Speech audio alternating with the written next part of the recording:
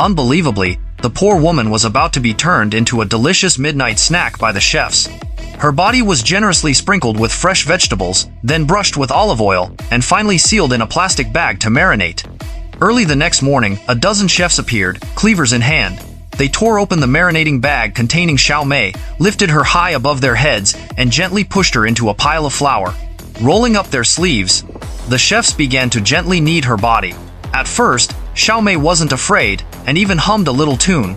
However, as the chefs applied more force, rotating her arms 360 degrees, and, while she was distracted, inexplicably stretching her legs hundreds of feet long, they suddenly shoved her into a hot oil pan heated to over 100 degrees. To maximize the food's aroma, the chefs even opened a bottle of precious 1982 vintage wine.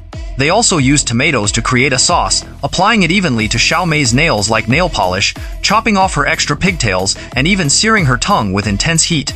Once everything was ready, they presented Xiao Mei on the dining table for the wealthy elite to consume as their late-night meal. But at this critical moment of life and death, Xiao Mei suddenly shook the bell in her hand. In a flash, every wealthy guest was bound by ropes. It turned out that Xiao Mei was the real hunter, and the ignorant rich people ultimately paid the price with their lives. Thank you for your likes and comments.